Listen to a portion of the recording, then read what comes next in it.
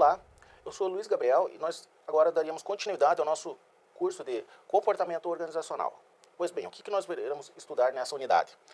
Nós iremos ver principalmente a atitude e satisfação relativa ao trabalho, né? Então o que nós vamos ver resumidamente? Primeiro, o conceito de atitude. O que é essa atitude, né? Que todo mundo fala, mas enfim, qual que é o conceito da atitude? É comportamento ou não é? Enfim. E nós vamos ver que a atitude ela tem 3 componentes. Vamos estudar isso daí. Também vamos comparar algumas atitudes, as principais atitudes referentes ao trabalho. Nós vamos também definir a satisfação no trabalho, como que a atitude também está relacionada com essa satisfação, e como que você pode medir essa satisfação no trabalho. E dentro da satisfação, nós vamos também ver algumas causas da satisfação no trabalho. O que pode fazer com que, em uma organização, as pessoas estejam satisfeitas. Também nós vamos identificar algumas respostas que os trabalhadores podem emitir caso eles não estejam satisfeitos dentro do trabalho. Também vamos investigar alguns elementos culturais que impactam na satisfação ou não do trabalho. Pois bem, vamos lá então. Primeiro, o que é atitude? O que são atitudes? Então isso é primordial quando a gente estuda o comportamento organizacional, ver a atitude. Atitude, na verdade, não é bem um comportamento, mas é uma predisposição, ou seja, um gatilho que leva ao comportamento. É como se fosse uma avaliação que a gente tem a uma situação, pode ser uma avaliação favorável ou não, que leve depois ao comportamento. Essa atitude pode ser relacionada a pessoas, a grupos, a organização, a algum evento, alguma situação, enfim. Ou seja, a atitude é uma predisposição, ou seja, algo que está dentro da gente, ou tendência, que um indivíduo ou um grupo social, ou seja, ela pode ser tanto individual quanto grupal. Dentro do estudo do comportamento organizacional, a gente estuda indivíduo, grupo e organização. Então, a atitude pode ser tanto individual quanto grupal, para responder de determinada maneira ou de determinado modo, um objeto social, ou seja, uma situação, ou seja, uma predisposição que uma pessoa, um grupo tem para responder sobre uma determinada situação. Então é muito ligado com a questão de estar ou não afim de fazer algo. Então a atitude está relacionada a isso, eu estou ou não afim. É diferente, por exemplo, de conhecimento, diferente de habilidade. Então a atitude é mais uma posição da pessoa ou do grupo, uma predisposição. Então, assim, dentro das atitudes, a gente vê que tem vários elementos que compõem essa atitude. Primeiro, é o que o pessoal fala, o elemento cognitivo, componente cognitivo, ou seja, é o valor de algo ser errado ou certo. Eu acredito que não é certo dar esmola, por exemplo, vamos supor. Por quê? Porque você pode fazer com que as pessoas não procurem trabalho, enfim. Ou pode ser diferente. Eu tenho uma atitude que eu acredito que seja importante ajudar. Até para a pessoa perceber que ela pode retribuir, pode receber algo da sociedade, que a sociedade está disposta a ajudar ela, Então, é o componente cognitivo, ou seja, o que você acha que é o certo, o que você acha que é o errado. Dentro disso tem o componente afetivo, que é a questão emocional, o sentimento relacionado a essa atitude. Por exemplo, que faz com que, se eu ver uma pessoa pedindo esmola, eu me compadeço e eu vou dar essa esmola porque eu fico triste da pessoa estar na rua, por exemplo. Então tem o componente cognitivo, que fala que se uma coisa é certa ou errada, e o afetivo, o quanto que aquilo interfere no meu emocional, ou no sentimento. Depois a gente vai ver que, por exemplo, há uma diferença entre sentimento e emoções, isso em outra aula. Mas enfim, componente afetivo. E tem também o componente comportamental, ou seja, é você fazer a coisa. Uma coisa é você achar que é certo ou errado, outra é você se posicionar emocionalmente ou por sentimento, e outra é fazer ou não. Então são 3 níveis de uma atitude. Então o comportamento é um elemento da atitude. O outro é o cognitivo, você achar que é certo ou errado, e o afetivo, quanto que aquilo impacta em você emocionalmente. Então, um exemplo, vamos supor que alguma pessoa acredita na igualdade entre todo mundo, que é o componente cognitivo, ele acredita. E ele pode não gostar de alguém que demonstra preconceito. Então ele tem como valor, o componente cognitivo, que todos são iguais. Daí se chega em uma determinada situação e ele vê que uma pessoa é discriminada, ele fica com raiva, o componente afetivo. E daí ele vai talvez evitar de se relacionar com a pessoa que tem esse preconceito, que é o comportamento. Ou seja, são os 3 níveis aqui de uma atitude. Mas isso sempre acontece assim? Não. Pode acontecer de você ter os elementos afetivos e cognitivos e não ter o comportamental. O pessoal chama isso de dissonância cognitiva. O que é? Quando tem atitudes contraditórias do comportamento com a cognição e com os afetos. Por exemplo, eu posso falar que eu acredito que as pessoas devem ajudar, por exemplo, moradores de rua. Eu acredito que as pessoas devem se compadecer, e eu realmente acredito. né? Porém, se chega um morador de rua perto de mim, eu evito, eu saio. Ou seja, é uma dissonância cognitiva. Eu falo uma coisa, eu até acredito nessa coisa que eu falo, mas eu não me comporto dessa maneira. Né? Então, isso acontece muito nas organizações. Né? As organizações podem ter valores, né? Pode ter um discurso, mas ela não faz aquilo que ela tem como discurso. Então, essa é uma dissonância cognitiva.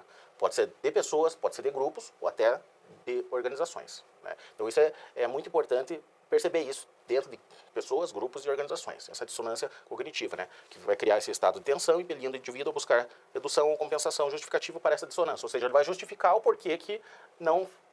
Por exemplo, por que ele se afastou, né, daquela situação do morador de rua. Fala, não, mas naquela situação eu estava zelando pela minha segurança, enfim. Mas, enfim, houve a dissonância cognitiva. Né? Então, é quando os fatos são diferentes das crenças. Né?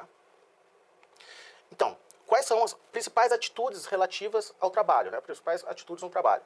O que isso impacta? Né? Bom, primeiro, atitude de satisfação no trabalho. Né?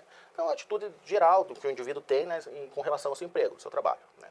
Uma coisa é a satisfação, outra coisa é o envolvimento. Você pode ter uma atitude de satisfação, gosto muito de lá, mas você pode não se envolver muito. Por exemplo, tem pessoas que fazem no final de semana um trabalho artístico na qual dá muita satisfação para elas. Mas elas não se envolvem muito, é só final de semana. Né? Entende que são coisas separadas aqui. O envolvimento é o grau que uma pessoa se identifica psicologicamente com aquilo, quanto que aquilo, né, faz sentido. E quanto também que ela investe, né, que é o compromisso organizacional. Quanto o empregado se identifica com uma determinada organização e ele tenta se manter lá. Né? Então, as principais atitudes no trabalho é a satisfação, o envolvimento, né, e também o compromisso que você tem com a organização, né, com o trabalho, com a organização. Então, isso são as principais atitudes, né, que nós levamos em conta dentro do estudo do comportamento organizacional. Dentro disso, eu queria falar um pouco agora da questão da satisfação no trabalho. O que é uma satisfação? Isso é algo muito relevante hoje em dia, né? Porque a gente vê muitas pessoas que trabalham e talvez não estejam tão satisfeitas naquilo que elas fazem. Né? O que a insatisfação pode levar? Né? Às vezes a pessoa ela não está satisfeita no que ela faz, mas ela trabalha o resto da vida dela naquilo, porque ela precisa. Né? Mas o que isso impacta? Né? Bom, voltamos aqui. O que é a satisfação no trabalho? De certa forma é uma atitude, como a gente viu, né? Tem componente cognitivo, afetivo e comportamental, geral do indivíduo com relação ao seu emprego. Daí também pode entrar a dissonância cognitiva, na satisfação. A pessoa falar que está satisfeita e não está. Né? Então, a estimativa, né, de um empregado, de uma pessoa, né, de quanto que ela vai estar satisfeita ou insatisfeita, né, com o trabalho que ela faz. E somando vários elementos. Quais são esses elementos? Né? Como que a gente pode medir a satisfação ou não? Primeiro, a gente pode perguntar, você está satisfeito ou não com o seu trabalho? Aí a pessoa vai pensar em várias questões e vai falar, está satisfeita ou não. O pessoal chama isso de classificação global única. Né? Você reduz se está satisfeito ou não. Ou você pode somar pontuações de elementos diferentes. Né? Então você pode identificar alguns elementos, né, e ver se aquilo satisfaz o trabalho ou aquilo não satisfaz. Então não é um só elemento que compõe a satisfação, são vários. Quais são esses? Né? O que você faz com que as pessoas sejam satisfeitas no trabalho? Bom, vendo a literatura e tudo, né, nós vemos que, por exemplo, um trabalho desafiador, né, que oferece uma oportunidade da pessoa utilizar aquilo que ela sabe, né, suas habilidades, enfim, de certa forma, causa satisfação. Né? Então, um trabalho desafiador, né, causa uma certa satisfação. Se você trabalhar em algo que não há desafio, né, algo extremamente monótono, a tendência é que não haja essa satisfação. Recompensas justas. Né? A gente sabe que a recompensa também ela impacta na satisfação do trabalho, né? Porque impacta na satisfação da vida. E não só recompensa monetária, financeira, mas também a recompensa psicológica daquilo que você faz. Né? O quanto que você é recompensado, não só financeiramente. Mas na questão financeira, também é importante. Não só o salário, também benefícios, enfim. E dentro disso, lidar com a questão da equidade interna e externa. O que é essa equidade externa? É se você é bem recompensado com relação ao mercado. Ou seja, as pessoas que estão no mercado, que trabalham na mesma coisa que você trabalha, se elas recebem equivalente a você, né, a essa equidade. E se as pessoas dentro da organização recebem igual, ou não igual, mas de uma certa forma equivalentemente justa a você. Essa seria a equidade interna. Né? Então, a equidade externa em relação a fora da empresa e a equidade interna dentro da empresa. Ou seja, é justa a tua remuneração com relação aos teus colegas?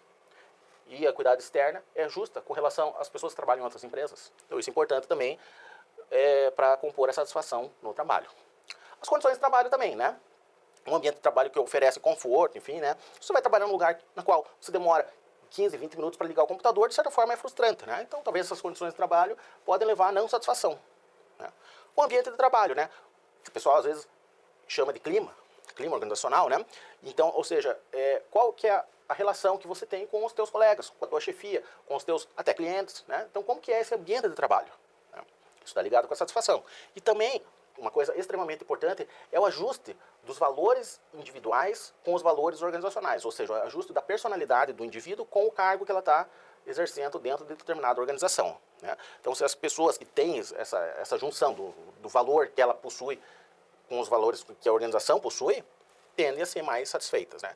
E dentro disso, como que as pessoas que não estão satisfeitas podem gerar prejuízos, né, dentro da organização? Bom, a não satisfação no trabalho ela pode impactar na produtividade. As pessoas, obviamente, né, vão produzir menos. Não é que a ideia de que o trabalhador feliz ele vai ser mais produtivo. Não, porque a produtividade vai depender de vários fatores. Mas o não satisfeito vai ser menos produtivo. Ou seja, é uma questão higiênica. Não que a satisfação vai levar à extrema produção, mas a falta dela leva à baixa produção, né? E o absenteísmo também, ou seja, faltas, né? Então, se você vê que num trabalho as pessoas não estão satisfeitas, vai ter muito atestado, vai ter muita falta, vai ter muita rotatividade, né? Então, todas essas questões vão estar ligadas à insatisfação. Então, é importante ter esse controle, esse gerenciamento da satisfação no trabalho.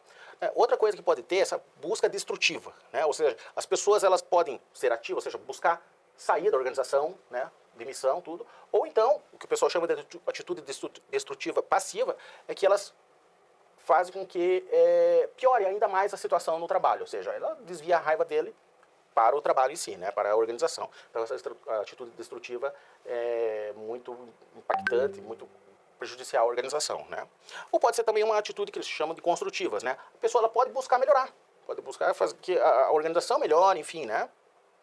Ou pode ser que o pessoal chama de atitude construtiva ativa. A pessoa busca que se melhore.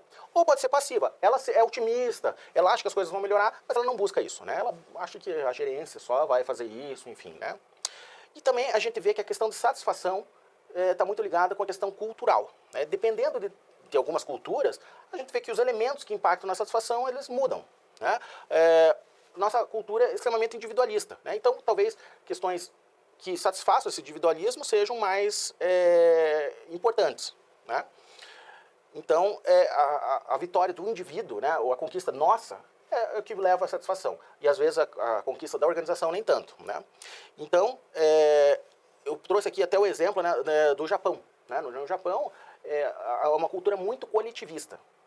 Então, lá as pessoas elas não abrem para insatisfação individual, mas sim só a coletiva. Inclusive, eles usam um termo, né, que é gambate, né? Que é o quê? Não reclame e trabalhe. Você busque melhorar que as coisas vão melhorar. Ou seja, se você não pode se desprender do que o grupo quer, né? Então, a questão individual não é bem vista lá, né, como é aqui. Então, a satisfação depende de elementos mais coletivos do que individuais. Ou seja, a cultura influencia na satisfação. Ou seja, a gente viu que as atitudes são importantes nas organizações, né? A gente viu a questão da dissonância cognitiva, né, e como que isso pode impactar em vários elementos, como, por exemplo, a produtividade, né, e as suas atitudes construtivas, destrutivas, enfim, na organização. Inclusive na satisfação, né? A satisfação é importante que ela seja também mensurada, né, dentro das organizações. Existem técnicas para se fazer isso, né? E também nós devemos levar em questões a cultura dentro das organizações, que isso é um elemento importante para você identificar o que traz ou não a satisfação caso a caso, né? Aqui, então, as referências e obrigado, bons estudos.